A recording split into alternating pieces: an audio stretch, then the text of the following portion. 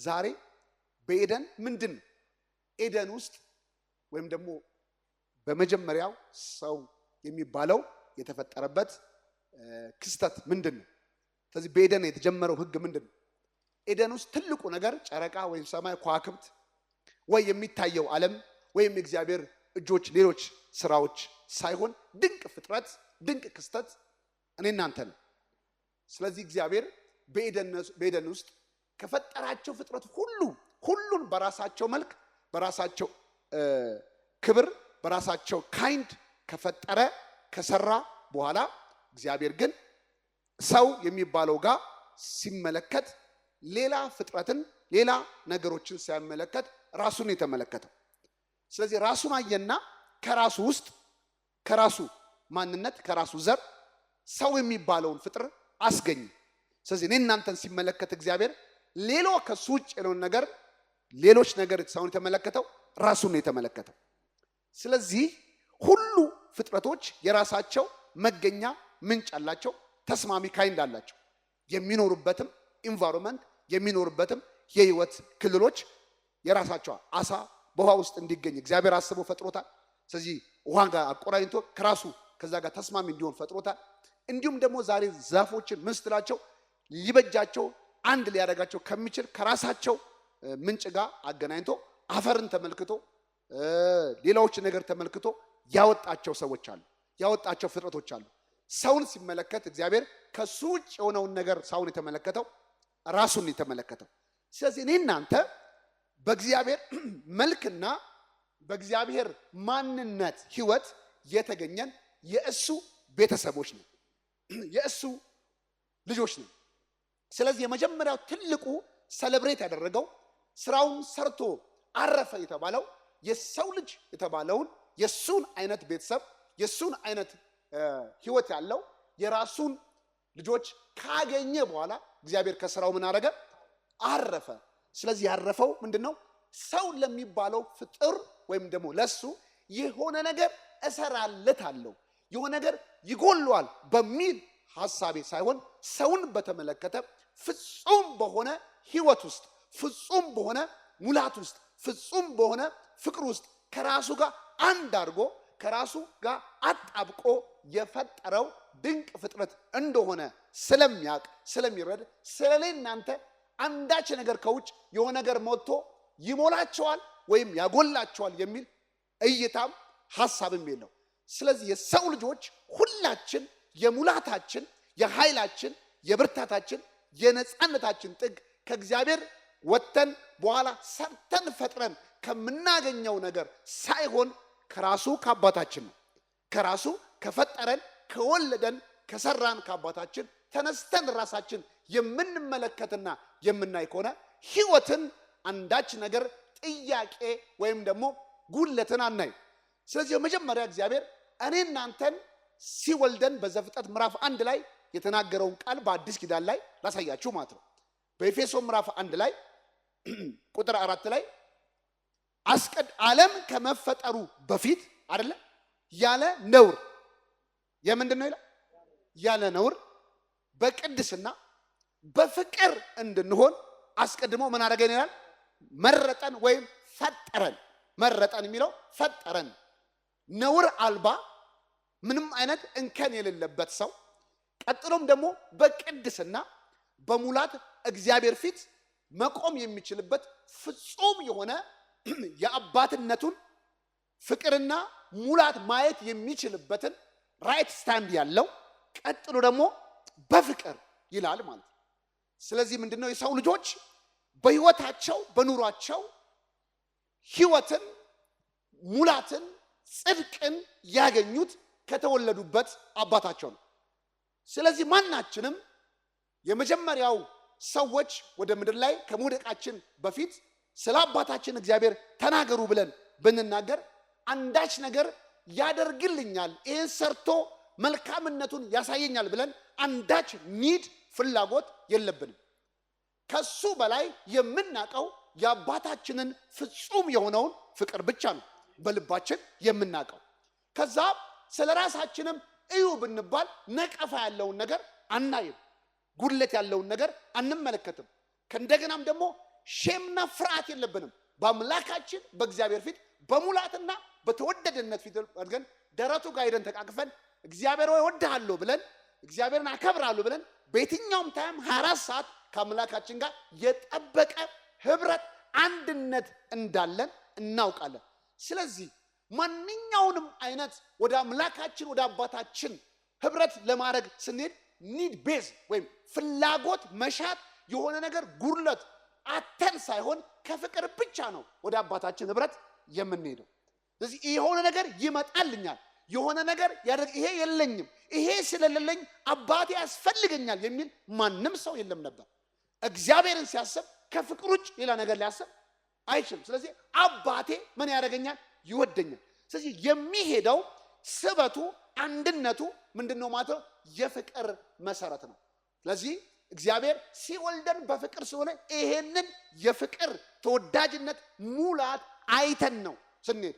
ስለዚህ የምናያቸውን ነገሮች ሁሉ ስናይ ስንመለከት ከምናያቸው ከወረስናቸው ከተሾምንባቸው ነገር ሁሉ በላይ ገዝፎ ትልቅ ሆኖ በልባችን የሚሰማን የአባታችን ምንድነው ማለት ነው? ፍቅር ብቻ ነው። ሌላ አንዳች ነገር አናደርግም። ዛሬ በፊዚካል የወደድናቸውን ልጆች ሁሉ ትልቅን ሀብት ብናካፍላቸው ባወረስናቸው ሀብት እኛን ሜዥር አያደርጉም። አባቴ ፍቅሩ ለኔ ምንድነው ብላችሁ በቃ እናቴ ነሽ አባቴ ነው ብሎ ይናገራል እንጂ ይሄንን መኪና ስለሰጠኝ ብሎ በመኪና በቤት በብር ሜዥር የሚያደርግ ማንም ልጅ የለም፣ ማንም ሜዥር የለም።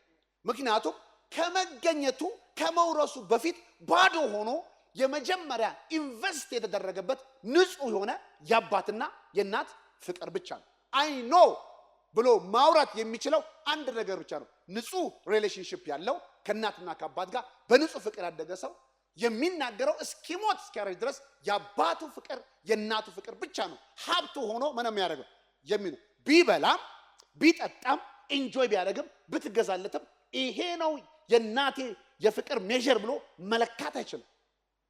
ሜዥር ማድረግ አይችልም። ለዚህ ነው ከመለኪያ በላይ የሆነው አይደለ ሜዥር የማይደረገው መውጫና መድረሻ ተብሎ ይሄ ነው ተብሎ ዲፋይን ሊደረግ የማይችል ነገር ግን በመገለጥ ኤክስፒሪየንስ ወደምናደርገው ወደዚህ ወደ አባታችሁ ፍቅር እንድታውቁ ምን አደርጋለሁ ጸልያለሁ ብሎ ጳውሎስ የተናገረው። ስለዚህ አንድ አማኝ ጤናማ ህይወት ለመኖር የመጀመሪያው ነገር በኤደን ውስጥ እግዚአብሔር ሰውን በዚህ አይነት በፍቅር ውስጥ ነው የወለደው። ስለዚህ አዳም አይኖቹን ገልጦ ወደዚህኛው ዓለም ሲያይ የዚህ ዓለም ገዢ፣ አስተዳዳሪ፣ ተቆጣጣሪ፣ መልክ ሰጪ፣ አስዋቢ ለዚህ ለሚታየው ዓለም ዛሬ ሊመጣ ያለውን ቢዩቲፉልና የሚያምረውን መልክ መስጠት እንደሚችል ያውቃል። ስለዚህ ጨረቃን፣ ከዋክብትን ሁሉን ነገር ሲያይ ከሱ ክብር ጋር ከአቤት ጨረቃ ብሎ አይደለም ማለት ነው። ከዚህ በላይ ቦታ እንዳለው ከዚህ በላይ ስፍራ እንዳለው ያውቃል እንጂ አቤት ተደነኩ እግዚአብሔር ይሄን ጨረቃ ብሎ አይደንቅም መፍጹም። ለምን? ከዚህ በላይ ፓወርፉል በጣም እውነተኛ ዓለምና በእውነተኛ ክብር ውስጥ እንዳለ ያውቃል። ይሄንን በምን አወቅ ስንል መንፈስ ቅዱስ አንዳንድ ጊዜ በነቢያት በመጽሐፍት መጥቶ ሲያስተምራቸው ዳዊት ምን ብሎ ዘመረ? ምን ብሎ ተናገረ? መዝሙረኛው 8 ላይ ይሄንን ክፍል ነው ያለ።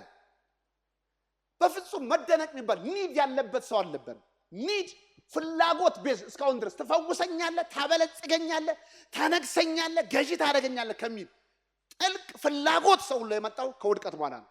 ኒድ ቤዝ ሪሌሽንሺፕ የለም ከእግዚአብሔር ጋር ፍላጎት አይደለም። አንዳች ነገር በሆነ ነገር መሰረት ያለ ይሄንን ነው መስበር ያለብን።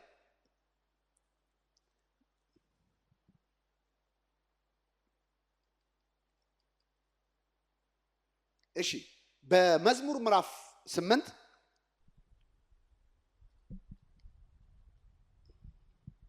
ከቁጥር 3 ጀምሮ ያለውን አብዲ ያነብልናል።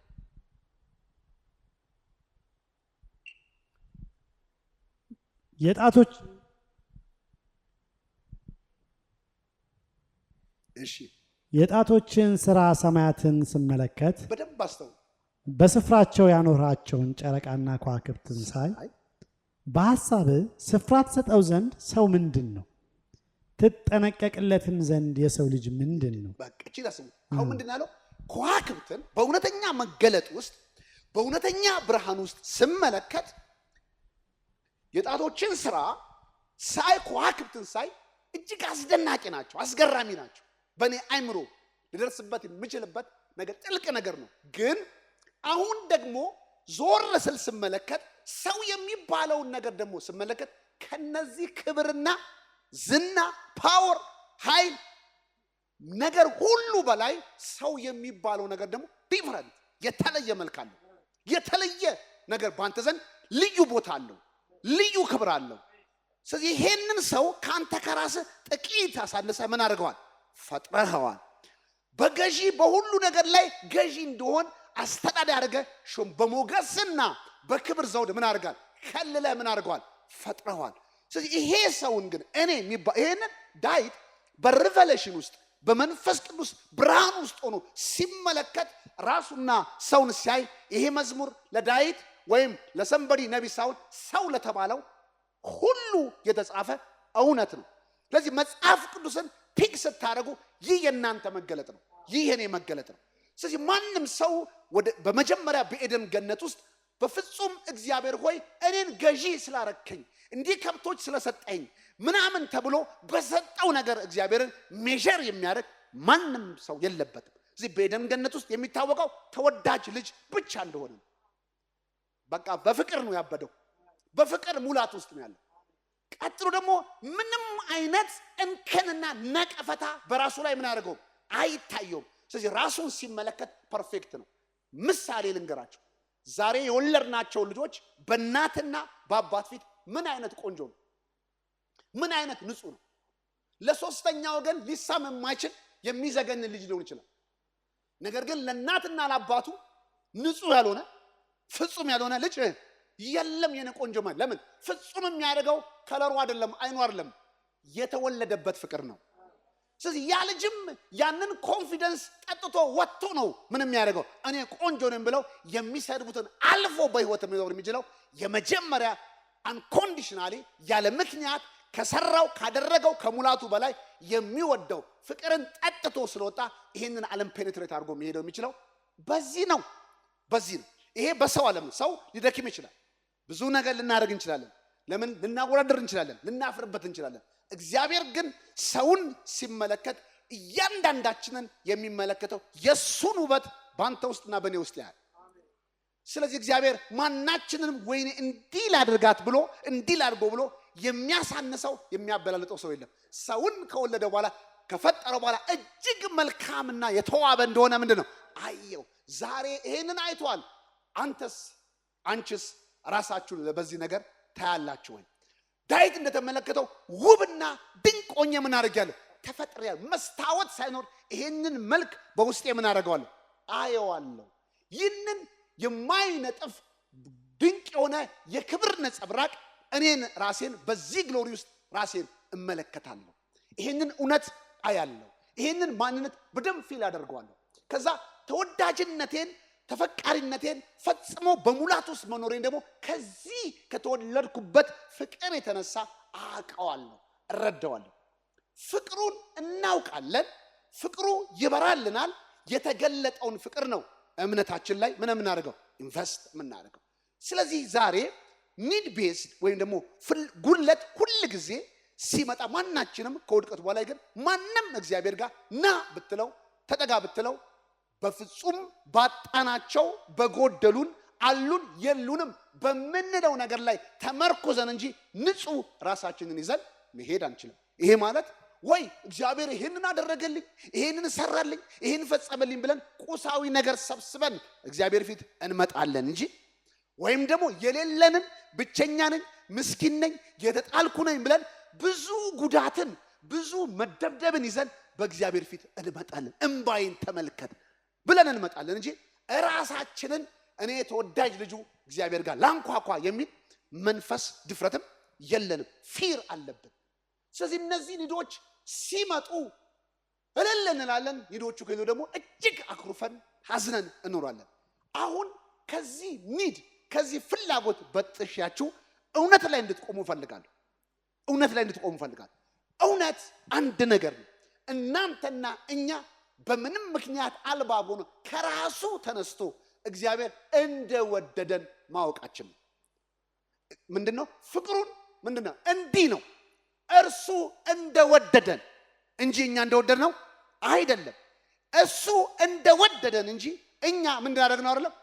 ለምን? አስቀድሞ በምድር ላይ መገኘትን አስቦ በዚህ ክብር እንድትኖሩ አስቦ የወለዳችሁ ማን ነው ማለት ነው? እግዚአብሔር። ስለዚህ እናንተ ለሆነች ጥቂት ዘመን ጥቂት ኑሮ የተፈጠርናለን።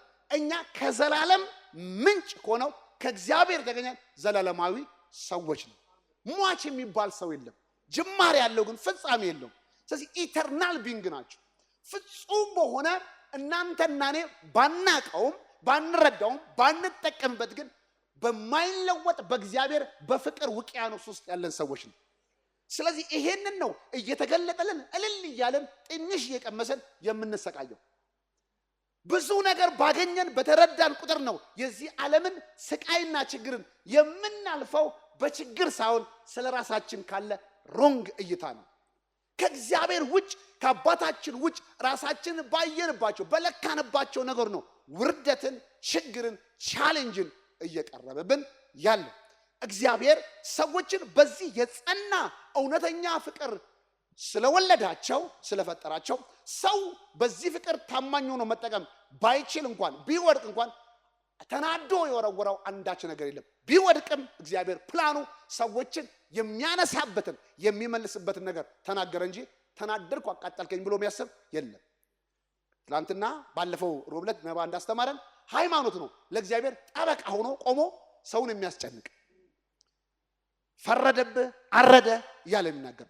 እግዚአብሔር ግን አንዳችን ሰው በሄደበት ቦታ ላይ በማንኛውም ደረጃ ሰውን ባለበት ደረጃ ለመፈለግ ወደ ሰው የሚጠጋ ወዳጅ አባት ነው እንጂ እግዚአብሔር አንድ ሰው አላገኘውም ሰው አይመጥነኝም ብሎ የራቀበት ቦታ የለም። እግዚአብሔር የሚገኘው አንተ ያለበት ስፍራ ሳትፈልገው ይገኛል። ምክንያቱም አንተ ተወዳጅ ልጅህና ወድቀ ጠጅ ቤት ብትገባ ወድቀ ያለበት ስፍራ ብትገኝ የመጀመሪያ የሚገኘው እሱ ነው። ምክንያቱም አንተና እኔ በፊቱ የከበርን የእግዚአብሔር ልጆች ነን። ከዛ ሰው የወደቀው ማለት ራሱን መንፈሳዊ ወይም የእግዚአብሔር አይነት ሆኖ ኢተርናል ቢንግ እንደሆነ ከስፒሪት ወይም ደግሞ ከመንፈሱ እውነታ ራሱን ሳይሆን መመልከት የጀመረው አይኑ ገልጦ አይኑ ሲመለከት ወይም ደግሞ ሰይጣን መጥቶ አይኖቻቸውን ያበራላቸው ወደዚህ ቁሳዊ ዓለም አይናቸውን ከፈተላቸው። ከዛ አይናቸው ወደ ቁሳዊ ዓለም ሲከፈት ምን አሉ ማለት ነው? ሲያዩ አለኝ የሚሉትን ነገር መመልከት ጀመሩ። ከዛም በኋላ በአቅማቸው ደግሞ የማይችሉትን የጎደለውን ነገር ማድረግ ጀመሩ። የዛን ጊዜ አይናቸው ከኢተርናል ሆነው ከተወዳጅነት ከዚህ ሙላት ፍቅር ተገልጦ ወደዚህኛው ዓለም ሲመለከቱ ባዩት ነገር ሙላት ይሰማቸዋል፣ በሌላቸው ነገር ደግሞ ፍርሃት መያዝ ጀመረ። ስለዚህ የፍርሃት የጉድለት የችግር የመከራ ጅማሬዎች የወደቁ ሰው ራሱን በሳተ ቀጦር ነው። ለምን? አይኑ ተገልጦ ውጫዊን ዓለም በዚህ መልክ ራሱን ሲመለከት ሜዠር ማድረግ የጀመረው በዚህኛው ነው ማለት። ከዛም በኋላ ሰይጣን አይናችንን ወደዚህ ዓለም ከተከፈተ ከአባታችን እይታ አንስተን ወደዚህኛው ዓለም አይተን ህይወትን ከምናደርገውና ከምንገዛውና ከሚያለን ከሌለን ነገር መረገ ስንጀምር በቀላሉ ማንንም ሰው ማኒፕሌት ማድረግ ይችላል። በደንብ ኮንትሮል። ለምን? የሚሰብክም የሚነግርን ያጣውን ወይም የሌለውን ነገር። ከዛም በኋላ በውስጣችን ስለራሳችን ታላቅ ፍርሃት ታላቅ የሆነ ጭንቀትና ሐዘንን አስገባ። ሰው በልቡ ስለራሱ መጥፎን ነገር ማለም ማየት ጀመረ። ሰው በልቡ ሐሳብ ክፉ ነው የተባለ ሌላ አይደለም ማለት ስለራሱ የሚያስበው ሞት ብቻ ነው። የሚወደው አምላኩ እግዚአብሔር ቁጭ ብሎ ኢማጂኔሽኑ እንዴት እንደሚጠፋ፣ እንዴት በመኪና እንደሚገጭ፣ እንዴት ዲቮርስ እንደሚያደርግ፣ እንዴት ቻሌንጅ ዳህ እንደሚሆን ይሄ ጭከና ሐሳብ ነው። ይሄ ነው የመጀመሪያ ሰው ክፉ የሚሆነው ለሰው አይደለም ለራሱ ነው። ከዛ ያንን ክፋት የሚጸንሰው ከውሸት ነው። ለምሳሌ ልንገራችሁ፣ የወለዳችኋቸው ልጆች ዛሬ መጥተው እማዬ አባዬ ዛሬ መሞት ተሰምቶኛል ይባል መቼ ያትሉትም ማን ነገረ? ማን ነው ያወራብህ? ምክንያቱም እኔ የምወድ አባትህ የምወድ እናትህ አንተ እንዲህ እንድታስብ አይደለም ያቀርብኩልህ። ነገ እንደሚቀና አስበህ ትልቅ ነገር እንድትናገር ነው። ከውስጥ ላዚም ልክ እንደም ከእግዚአብሔር የተወደድን ዓለምን ይገዛል፣ ታስተዳድራለች፣ ለዓለም ውበት ክብር ትሆናላችሁ የፈጠረ ልጆች ሁሉ መቅስፈት እንደሚመጣ፣ ማዕበል እንደሚመጣ፣ ሞት እንደሚመጣ፣ ጥል እንደሚመጣ ችግር ለምን ወደ ሰልፊሽ ወደ ራስ አቅም ስንመለስ ራሳችን መጠበቅ የምንችልበት ያንን ፍቅር ስላጣን በራስ ትግል በራስ ኃይል በራስ ጉልበት ራስን መጠበቅ ስንጀምር እንኳን ለሰው አይደለም ለቤታችን ላለችው ሚስት ራሱ ጨካኝ ነው የምንሆነው። አዳም የመጀመሪያውን ጭካኔ ያሳየው በማን ላይ ነው ማለት ነው? በማን ላይ ነው? በኃይል ላይ በሙላትና በፍቅር ውስጥ በነበረበት ጊዜ ሔዋንን ሲያት አጥንቷ ከምንድን ነው? ስጋዋ ከምንድን ነው? ቤቴ ውስጥ ትገባለች። ለዚህ ነው ኤፌሶን ላይ ሰው በራሱ ላይ ጨክነ። ማንም ሰው ዛሬ ሄጅ ተሳስቶ የሆነ ነገር ቢያደርግ እቆርጣለሁ ብሎ የሚያስብ ሰው አለ? ትንሽ ቢታከም ሮጠን ወደ ሐኪም ቤት ምን ሄደው ቢቸገር ማለት። ምክንያቱም ሰው የራሱን ስጋ አይጨክንም። ልክ እንደዚህ ነው። ከመንፈስ ዓለም ትሩስ ዲስኮኔክት ሲያደርግ በስጋ ሲሆን ሁሉ ነገር ላይ በእውነት አብሮ ህብረት ማድረግ አይችልም። ስለዚህ ምንድነው ራሱን መጠበቅ በሚችልበት ፍርሃት ውስጥ ተሞላ። ስለዚህ የመጀመሪያው ክህደት ዲቮርስ የመጣው የዛን ቀን ነው ማለት። ዲቮርስ የመጣው ከኬዝ አይደለም፣ ከማንነት ችግር ውስጥ ነው። ማንኛውም ቻሌንጅ ማንኛውም ጠቦች የሚመጡት ሰው ራሱን ሲክድ ብቻ አቅሙን ማየት ሲያችል የተሰጠውን እውነተኛ አደገኛ ፍቅርን መጠቀም ሲችል ይሄንን መጠቀም እንዳለበት ይሄንን ላፍ ይሄንን አቅም በውስጡ እንዳለ ማየት ሲሳል ሁሉን ነገር በውጨኛው ከኒድ ከፍላጎቱ ተነስቶ ነገር ማየት ሲጀምር ብዙ ስብስብ ነገሮች አሉ። እነዚህ ደግሞ የፈለገ ሳይኮሎጂ የፈለገ ነገር አበባ ቢደረደር የፈለገ ነገር በሙላት ነገር የምንፈልገውን ነገር ብናረግ ሙላት ሊሰጡን አይችሉም። ልንገራችሁ ዓለምን ተላልፎ ብቻችንን ኑሩበት ብንባል ምንም መልስ አናገኝም። ሰው የሚባለው ሙላቱ የተወለደበት ፍቅር ብቻ ነው። ስለዚህ መጽሐፍ ቅዱስ ሁላችንን ሊመልሰን የመጣ ነው ከሽባነት እግር እንዲኖረን አይን እንዲኖረን አይን እንዲኖረን አይደለም። የመጀመሪያ ሁላችንን በኢየሱስ ክርስቶስ የተመለስነው ወደዚህ ዲፕ ላቭ ውስጥ ነው። አሜን። መንፈስ ቅዱስ ወደ እያንዳንዳችን መጥቶ ጽድቅን ከተቀበልን በኋላ ኢየሱስን ስንቀበል ውስጣችን የሚመሰክርን አንድ ታላቅ ድምፅ አለ። እናንተ ሕያዋን የማን የእግዚአብሔር ልጆች ናችሁ። በተሰጣችሁ መንፈስ ቅዱስ የእግዚአብሔር ፍቅር በልባችሁ ምን እንዳደረገ እንደፈሰሰ ታውቃል። የመጀመሪያው የማንነት ውደት ነው የሚመጣው። እግዚአብሔር ምንም ነገር ሳትፈወሱ ሳትለብሱ አንዳች ነገር ሳታገኙ በዚህ ፍቅር ሰለብሬት ማድረግ ከጀመራችሁ ክርስትናን በእውነት በድል መኖር ጀምራላችሁ። አሁን ግን ሃይማኖት እስካሁን ድረስ የሚሰብከን ኒድ ቤዝ የሆነ ስብከቶች ናቸው። ይሄንን ያደርግልሻል፣ ይሄን ቀንበር ይሰብራል፣ ይሄንን ያደርጋል ተብሎ ይደረጋል። በታምራት ሊደረግ ይችላል። ያ ግን ለሰው ልጆች ሙላት አይደለም። ኢየሱስ ታምራት ሰርቷል፣ ብዙዎችን መግቧል፣ ብዙዎችን ፈውሷል። በዚህ የተከተለው የቆመ አንዳች ሰው የለም። የቆመው ታግለው የሄዱት ሬቨሌሽን ያገኙ በእግዚአብሔር ፊት ተወዳጅ እንደሆኑ ያንን ህይወት ያንን አንድነት ያገኙ ሰዎች ናቸው። ከታምራት አልፈው ከተቀበሉት ፍቅር የተነሳ ሰውነቶቻቸውን ለዓለም ለመስጠት እንኳን የጨከኑት በዚህ ፍቅር ሬቨሌሽን ምን ያደርጉ ነው ያገኙ ሰዎች ናቸው። ስለዚህ ዛሬ የመጀመሪያው ክርስትናችን የመጀመሪያው ሰው እንደተባለ በኤደን ውስጥ ሰዎች ይሄ አለኝ፣ ይሄ እኔ ነው፣ ይሄ ያሞላኛል፣ ይሄ ያጎለኛል የሚል እይታ የላቸው። ከዚህ ዲፕ የሆነ የእግዚአብሔር ፍቅር አንድነት ውስጥ ሙላት ውስጥ አውጥተው ግሬት አድርገው ታላቅ አድርገው የሚመሰክሩት ወላጅ አባታቸውን እግዚአብሔር ብቻ ነው።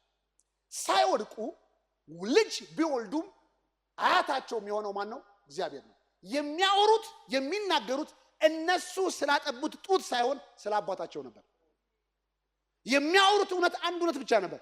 ወላጅ አባትክ እግዚአብሔር ነው። ዛሬም ለልጅና በስጋ ለወለድናቸው ልጆች ሁሉ እኛ አይደለም የመጨረሻ አባትና እናት ወላጅ አባታቸው በፍቅር ያለኖሩ በጽድቅ እንዲሆኑ አስቦ ከዘመናት በፊት የወለዳቸው ልጆች ናቸው። ይሄንን ጠንካራና እውነተኛን ላፍ ማወቅ እንዲችሉ እንዲያውቁ መገለጥ እንዲያገኙ እንረዳቸዋለን እንጂ ምንም አንተ ለሲ ሰው የሚባለው መረዳት ካለበት በአንድ ነገር ብቻ ነው መረዳት አለበት። በገንዘብ በቁሳር አይደለም። እግዚአብሔር አባቱ ማን እንደሆነ ማወቅ የሚችልበትን ነገር ከረዳው ያባቱ የሆነው ነገር ሁሉ የሱ እንደሆነ ያውቃል። ከዛ ኒድን ሳይሆን ጉድለትን ሳይሆን አይኑ ይበራለትና ማንኛውም ነገር ላይ ገዢ፣ ማንኛውም ነገር ላይ ተቆጣጣሪ ና ያለው ነገር እንደሚመጣ ሂድ ያለው ነገር እንደሚሄድ ኮንፊደንስ ውስጥ ይገባል። አሁን ያለንን ነገር የሆነውን ነገር ራሱ ማዘዝ የማንጀምረው ህብረታችን ከኒድ ስለጀመረ ይሄንን ጥቅሶችን የምናጠና እንኳን የምናስበው ይሄንን ይሞላልኛል ብለን አስበን ነው ማለት ነው። ይህ ፍላጎት ይህ መሻት ሁሉን ነገር ጎዶሎ እንድንሆን ያደርገናል እንጂ ሙላትን አያመጣንም። ስለዚህ ውስጣችን በዚህ እውነተኛ በሆነው በእግዚአብሔር ፍቅር ውስጣችን ሲገባ ልክ ኢየሱስ እንደሆነ የቱ ነው ያንተ ብትሉት ይሄ ነው አይላችሁም። ያባቴ የሆነው ነገር ሁሉ ምን ነው የኔ ነው። ስለዚህ ዛሬ ቤታችሁ ውስጥ ያላችሁ ልጆች ሁሉ እውነተኛ የልጅነትን የእናትነትን የአባትነትን መንፈስ ተካፍለው ካወቁ ስለሚፈልጉት ነገር ስለሚሹት ነገሮች ሁሉ ልመና ወደ አይምሯቸው አይመጣም። እስኪ እንዴት ነው መቀበለው ብለው ማልቀስን አይጀምሩ። ፊታቸው ክስክስ አይልም። ወዲያው ደውለው ማዘዝ ብቻ። አባቴ ጫማ አልቋል ግዛ ብቻ ነው የሚሉ። አንተ ኖረ አልኖረ ሜጀር አድርጉ። ለምን ከአንተ አቅም በላይ የሚያውቁት ምንድነው ማለት ነው ፍቅሩን ስለሆነ። አሁንም ልክ እንደዚህ ነው። ብዙ አማኞች የሆነ ነገር ሲያስቡ ገና የቱን ልለምን እንዴት ልለምን በምን ጥቅስ በማልቀስ ችግርን በማውራት ብዙዎች መዝሙረኛ ዳዊት በጣም ደስ የሚላቸው ኦልሞስት በኒድ የተሞላ መጽሐፍ ስለሆነ ነው ሪቨሌሽን እስኪያገኙ ድረስ ማለት ነው።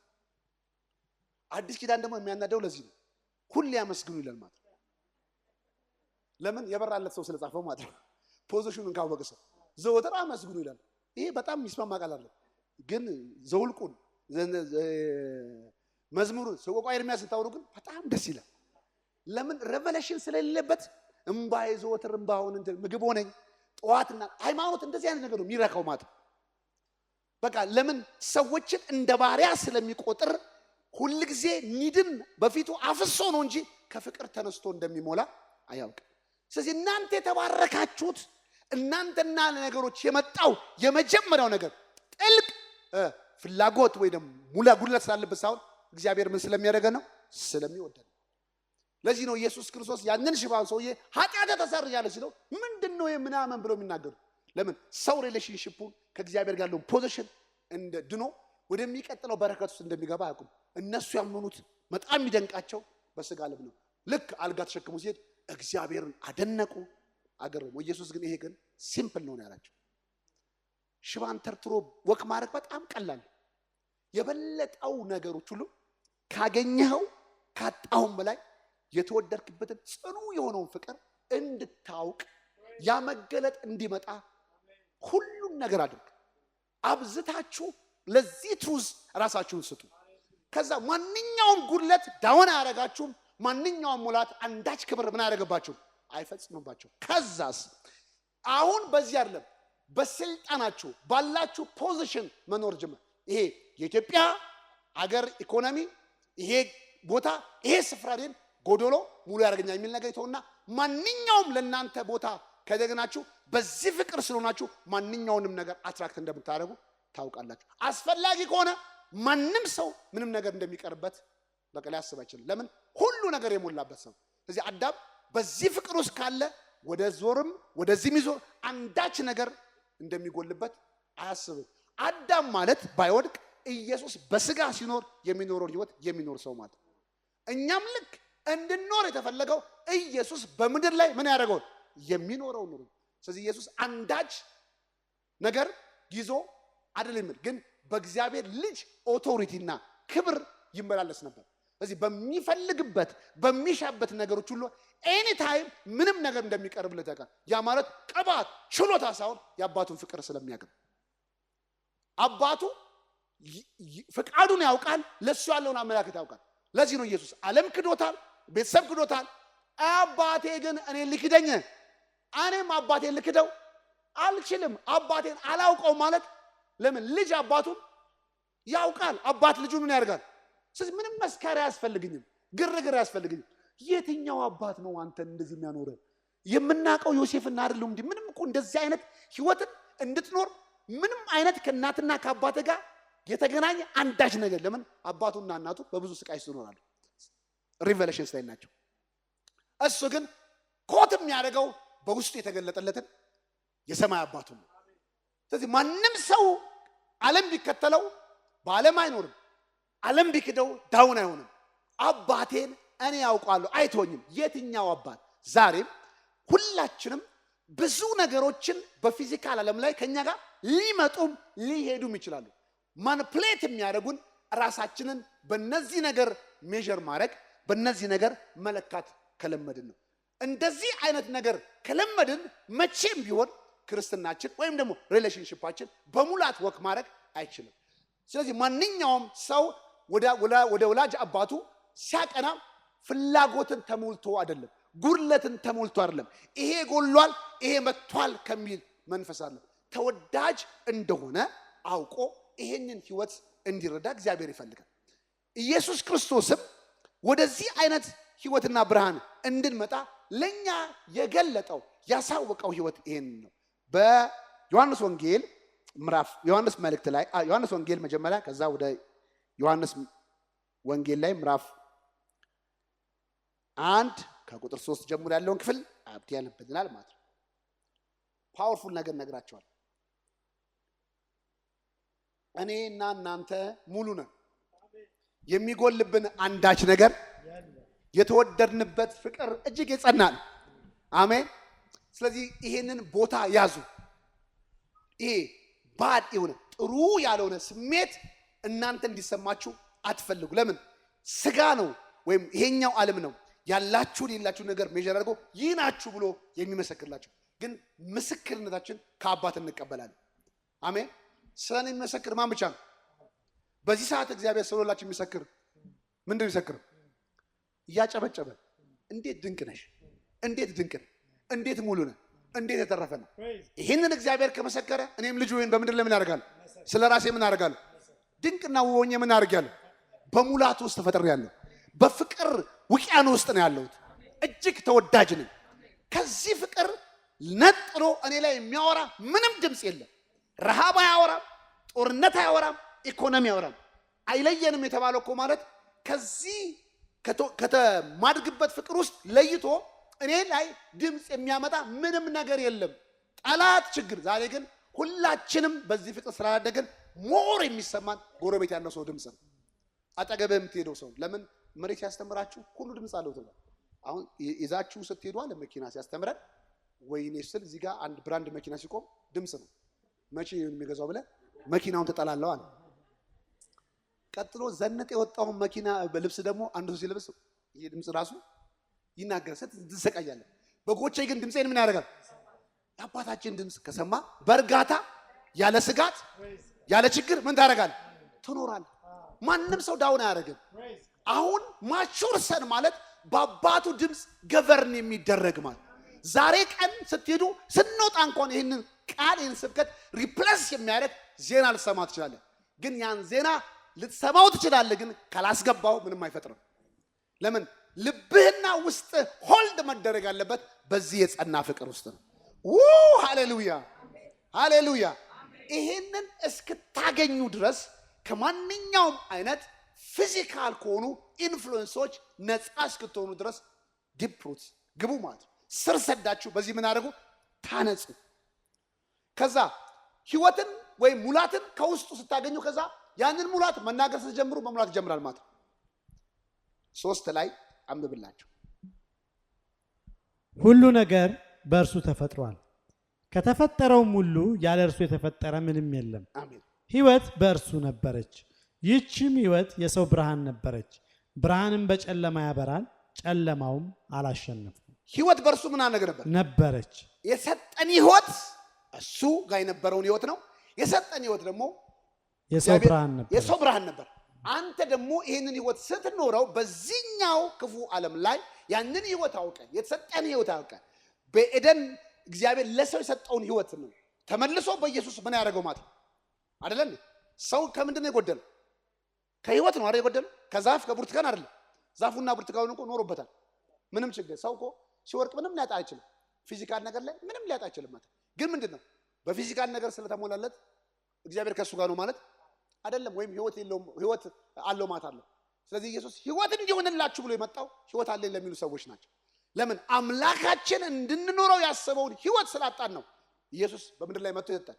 እዚህቺ ህይወት ስታውቁት ይሄንን ብርሃን እንዳላችሁ ከውስጣችሁ ስታውቁ በምትኖሩት በማንኛውም ጨለማ እግዚአብሔር የሌለበት ዓለም ላይ ብትኖሩም እንኳን ያ ህይወታችሁ ምንድነው ማለት ነው? ያ ህይወታችሁ ምንድነው? እንደ ብርሃን። ለምን ብርሃንና ጨለማን ዓለም ስለሚያውቅ ወደዚህኛው ዓለም አምጥቶ እንድንረዳ ምሳሌ አደረገልን። ለምን አይምሯችን ሊሚት ስለሆነ ማለት ነው። ስለዚህ ምንድነው ልክ እንደዚሁ የሚያስፈራውን ጨለማ ጠዋት ሲመጣ ጨለማ እንደሌለ አድርጎ እንደሚገፋው ልክ እናንተም ይሄንን ህይወት መገለጥ ስታገኙ በማንኛውም አይነት ዳርክነስ ወይ ጉድለት ባለው ዓለማችሁ ላይ ሙላትን ታበራላችሁ። ግን ከውጭ የምታገኙት ነገር አይደለም እናንተን ሊያሳርፍ የሚችለው ከእግዚአብሔር ጋር ከአባታችሁ ጋር ያላችሁን ዲፕ የሆነ ቤተሰባዊነት ፊል ስታደርጉ ነው። አሁን ዋናው ትግሎቻችን በምድር ላይ ስንኖር ዓለምና ሰይጣን ቻሌንጅ ማድረግ የሚፈልገው በአምላካችን በእግዚአብሔር ዘንድ ያለንን ፖዚሽን እንድንጠራጠረው እንድንፈራው እግዚአብሔር ስላንቺ ወይም ስላንተ ንጹህ ፍቅር እንደሌለው ጥርጥር መፍጠር ነው። ሐሳብን መጫር ነው። ሔዋንን በተንኮሉ ምን እንዳረጋት እንዳሳታት እናንተም በክርስቶስ ጋር ያላችሁን ቅንነት ምን እንዳረግ ቅን የሆነውን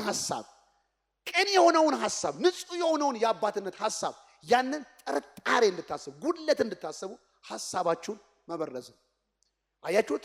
ሁሉ ጠል ሁሉ ችግር የሚጀምረው አንድ ነገር ላይ በቅንነት ማሰብ መስታርጉ ስታቆሙ ንጹህ በሆነው መልካም በሆነው ነገር ያንን ነገር ማየት ስታችሉ ማይንዳችሁ ትዊስት ሲደረግ የዛን ጊዜ በዚች ሐሳብ ላይ ትልቁ ጋብ ስትመጣ ትልቅ ቦታ ያገኛል ማለት ነው።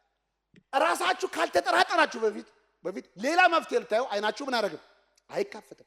ስለዚህ በኤደን ገነት ላይ መጀመሪያ መጥቶ ይሄ የለም ማለት አይችልም። ለምን ሰው አለኝ የለኝም በሚለው ነገር መኖር የማይችል በፍጹም በእግዚአብሔር ፍቅር የተሞላ ሰው ነው። ስለዚህ መጀመሪያ ያጎደለው ከዚህ ፍቅር እግዚአብሔር አባት ላንተ ቅን ሐሳብ አይደለም። ግን ምንድነው ይሄንን ነገር ያደረገው ምንድነው ማለት ነው? በራሱ መገለጥ አይደለም ከራሳችሁ አፍ ነው የሰማው ማለት ነው። ከራሳቸው አፍ ነው የተጻፈውን እግዚአብሔር ያላቸውን ነገሮች ሁሉ ከሰማ በኋላ ነው።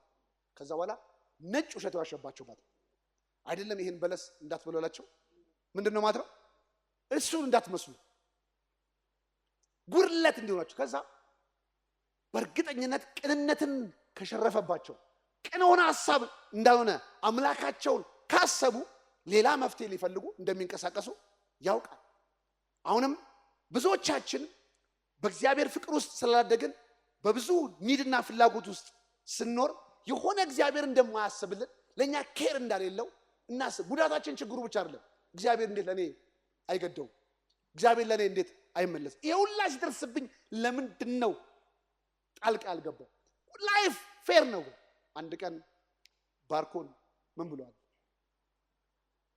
ያዘነ እያለቀሰ አገኘሁት። ላይፍ ኢዝ ቦሪንግ ይላል። አንተ ምን ሆነ ነው? ላይፍ ኢዝ ቦሪንግ መሞት ፈልጋለሁ። ምን ሆነ ነው? በዛ ብለው ከዛ እስኪ እንድትኖር ደግሞ ምንድነው የሚያስፈልግ ሲለው ሁለት ነገር ከተደረገልኛል። ናታንና ሳሌም ከሞቱ እነሱ አባረሩት ነው።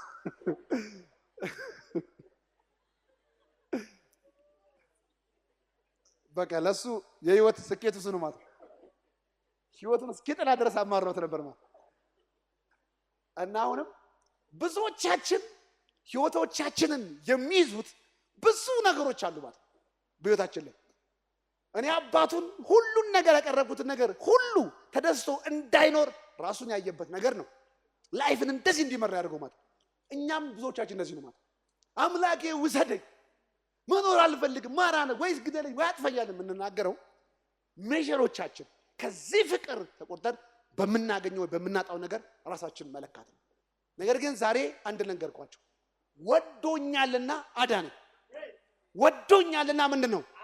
ሁሉ ነገር የሚቀርብላችሁ እናንተ ስለተወደዳችሁ፣ ፈውሱ የሚመጣው እናንተ ስለተወደዳችሁ፣ ሀብቱ የሚመጣው እናንተ ስለተወደዳችሁ፣ ምግቡ የሚመጣው እናንተ ስለተወደዳችሁ፣ ማዕበሉ ጸጥ የሚለው እናንተ ምን ስላደረጋችሁ? ስለተወደዳችሁ። እዚህ ፍቅር ላይ መቆም አለበት። እኛ ይሄንን አይተን ሲኦል ውስጥ ብንገባ ሲኦል ሊያቃጥላችሁ አይችልም። የፈለገ አይነት ቻሌንጅ ቢመጣ ሊቋቋማችሁ የሚችል አንዳች ጉልበት የለም። ለምን? ከዚህ ከተወለድንበት ራሳችን ከተከልንበት ፍቅር ሲኦል በላይ ምን ያደረገ ነው? ይበል። አያችሁት? ፍቅር እኮ ከሲኦል በላይ ስለሆነ ነው ከሲኦል ያዳነን። ሲኦል ሊይዘን አልቻለም። ሞት ሊይዘን በቃ ክደት ሊይዘን አልቻለም። ለምን? የተወደድንበት እኛ ካጠፋ ነው ከሄድንበት ርቀት እጅግ የጸና ነው። እጅግ የጸና ነው። ለዚህ ነው ፍቅር ከሲኦል ይልቅ ምን ታደርጋለች? ተበረታለች። ችግር ካቃጠለም በላይ የተወደድንበት ፍቅር እጅግ መልካም። አሜን። ስለዚህ ዛሬ አንድ ነገር ልንገራችሁ፣ በእምነት መዘመር አለባችሁ። ምንም መገለጥ አያስፈልገው። የተወለዳችሁበትና አሁን የምንኖርበትን ላፍ እውነተኛውን ካወቅ ነው ሁሉ ነገር ጸጥ። ምንም ችግር የለም። አታልቅሱ። ይሄ የለም ቤት ኪራይ የለም ለሚባለው ነገር አታልቅሱ። ከዚህ ተነስታችሁ እግዚአብሔር ጋር ትምጡ። ጸጥ በልበሉት። እናንተ በልሳን ጸልዩ። ከዛ መልሱን እናንተ ልብ ውስጥ ልክ ፍቅሩ ሲመጣ ከዛም በኋላ ከዚህ ሙላት ተነስታችሁ ነገሩን ማዘዝ ስትጀምሩ ነገሮች ወደ አንተና ወደ እኔ ይመጣሉ። እውነተኛ አባት ወይም ደግሞ እውነተኛ አምላክ ለእኔ እናንተ መስክሮልን የሄደውን ነገር ልንገራችሁ። አንደኛ ዮሐንስ 5:20 ላይ የእግዚአብሔር ልጅ እንደመጣ ደስ ይለኛል። የማን ልጅ እንደመጣ? የእግዚአብሔር ልጅ እንደመጣ። ሃሌሉያ። እኔ እግዚአብሔር ልጅ ነኝ። እናንተስ? አዎ፣ ኢየሱስ እንደዚህ ነው። የእግዚአብሔር ልጅ እንደመጣ እውነተኛ የሆነውን እርሱን እንድናውቅ ማስተዋል እንደሰጠን እናውቃለን። አያችሁት? እውነተኛው ልጅ መጥቶ ሰውን የረዳው አይን ማብራት አይደለም፣ እግር ማርዘም አይደለም፣ ምግብ መመገብ አይደለም። እውነተኛ የሆነውን እርሱን እንድናውቅ ያ ወላጅ አባታችንን እንድናውቅ የህይወት ምንጫችንን፣ የፍቅራችን ምንጫችንን፣ የንጽህና ምንጫችንን፣ የፐርፌክሽን የጽድቅ ምንጫችንን እርሱን እንድናውቅ እንደረዳን እናውቃለን። እኛም እውነት በሆነው በልጁ በኢየሱስ ክርስቶስ አለን። እርሱም እውነተኛ አምላክ ምንድን ነው ይላል? የዘላለም ህይወት እንድናውቅ የተፈለገው የሱን ህይወት ነው። የተወለድንበት ህይወት ነው። ሚስ ያደረግነው ይሄንን ነው። ያንን ህይወት ያንን ብርሃን ሰው ሲያገኝ መገለጥ ሲያገኝ ሌላውን ነገር ምን ያደርግ ይችላል? ገቨርን ማድረግ ይችላል። ምንም ነገር እንድታውቁ እውነተኛው ልጁ መጥቶ የመሰከረልን ይሄንን ምስክርነት ሁላችንም ይሄንን እውነት ይሄንን ብርሃን በውስጣችን በርቶ ካገኘነው በኋላ ሌሎች ትላልቅ ነገሮች ሁሉ በእኛ በታች እንደሆኑ እናውቃቸዋለን። ምንም አይነት ነገር እኛን ኮንትሮል አድርጎ ከዚህ ፍቅር ለይቶ እኛ ላይ የሚያወራ አንዳች ድምፅ አንዳች ኃይል አይኖርም። ዊ አር ፍሪ። ስለዚህ እኔ እናንተ ወደ አባታችን ስንመጣ በፍላጎት በመሻት በብዙ ኒድ እጥረት ኢንፍሉዌንስ ሳይሆን ከፍቅር ተነስተን እንሄዳለን። ማናኛውም አይነት ህይወት ወደ አንተና ወደ እኔ መጥቶ የሆነ ችግር ገዝቶ ይሄ የለም ሲባል ይሄንን ይዘ አትምጣ። ብትጨቀጭቀው ይሄ ሙላት አያመጣችሁም። ግን ሙላትን እንድታዩ ያንን መትረፍረፍ እንድታዩ መንፈስ ቅዱስ የሚሰጣችሁን ፍቅር በደንብ አድርጋችሁ ተማሩ። መንፈስ ቅዱስ ይሄን ፍቅር ነው በደንብ ኢንጆይ እንድናደርገው እንድንረዳ የመጣው። አባት ከሆነ ወስዶ እኔን ምን ያደርጋቸዋል? እንድታውቁ እኔን ምን ያደርገኛል? ያከብሩ። ስለዚህ ምን ያህል ተወዳጅ እንደሆናችሁ ቻሌንጆች፣ የተለያየ ነገሮች ወደ ህይወታችን መጥተው ድምፃቸውን ከፍ ብለው ሲያወሩ አትታገሏቸው። እናንተ በራችሁን ዘግታችሁ በልሳን ጸልዩ። በልሳን ስትጸልዩ እናንተ ከኢንፍሉዌንስ ከተደረገበት ዓለም ላይ ወጥተን እውነተኛ ቦታችን ላይ ስንቆም የዛን ጊዜ ነገሮቹ የሉ አናያቸውም። የሁላ ድምፃችን ብሎ የምንናገረው ነገር የለም። ኢቭን በሽታ እንኳን ካለባችሁ በሽታው መቼ ነው ሄደው በዚህ ጥቅስ አትበሉ ማለት ዝም ብላችሁ በልሳን ጸልዩ በአባታችሁ ፍቅር አስቡ ከዛ በኋላ መቼ እንዲሄድ ታጣቁ እናንተ ለቆ ኢቭን ኮኔክሽናችሁ ሲበጠስ የሚሰማው ካጣ ራሱ ይሄዳል ማለት ግን የሚቀመጠው ምንድነው ስለሰማችሁት ነው ዲን ለምን ውድቀት ሙላት ችግር እስካለ ድረስ ሪሌሽንሺፕ አለ እምነት መጨቅጨቅ አይደለም እምነት ይሄ ይመጣል ተብሎ አይደለም ማረፍ ብቻ ማረፍ የሚቻለው ደግሞ ምን ያህል እንደተወደዳችሁ ስታውቁ ከካንሰር በላይ ከድህነት በላይ እናንተ የጠለቀ ፍቅር እንዳላችሁ ስለምታውቁ ነው አንድ ልጅ ዛሬ ልብሱ ቢቀደድበት ቤት ልብስ ካለው አይጨነቅም ምክንያቱም ይሄ ቀደደውን የተበላሸውን ቀይሮ መሄድበት የጸና በረከት እንዳለው ያውቃል ልክ እንደዚህ እኛም በህይወታችን ላይ የተያዝንበትን ፍቅር ካወቀን ማንኛውም ግለት አያስጨንቀን የሚያስጨንቀው ግን የጎደለው ነገር የሚበላው ስለሌለ ዛሬ ሁላችንም ከዚህ እንወጣ ስለምንበላው ራት አምናለሁ ቆንጆ ራት ተበላለሁ የሚል ሰው የለም ያለህን ነገር አታምነው ተበላለህ እንጂ አይደል ግን ራት የሌለው ግን ሳለ ግን ስለ ራት ማመን ያስፈልገዋል ምክንያቱም አይለማ ሁሌ የማይታየው ነው ለዚህ መንፈሳዊ ነገርም ከእግዚአብሔር ካለ አለ ይታያል ያለህ ነገር ላይ ታርፋለህ እንጂ አመንኩ አትል እምነት የሚያስፈልገው ለማረፍ ነው ባንተ በመተደገፍ ነፍስ አይደለ ባንተ በመተደገፍ ነፍስ ፈጽሞ በምንድነው ምን ታረጋለህ ትጠብቃለህ ባንተ መደገፍ ሁለንተና መስጠት ስለዚህ ሁሉ ጊዜ በህይወታችሁ ላይ የሆነ ችግር መጥቶ ችግር ድራግ አድርጓችሁ ወደ ጸሎት እንዳያስገባችሁ የሆነ ቻሌንጅ ካለ ምንም ከሱ ጋር ተታገሉ እንዲያውም በደንብ ዕውቅና ስጡት ይቀመጥ ይሄ የኔ ቻሌንጅ ነው ይሄ የኔ መንገድ ነው አለ ማለት ግን የኔ ማለት አይደለም አንተን ጥቼ ከአባቴ ጋር ምን አደርጋለሁ ህብረት አደርጋለሁ ስትረሱት የሚሰማው ሲያጣ ድምጹን አጥፍቶ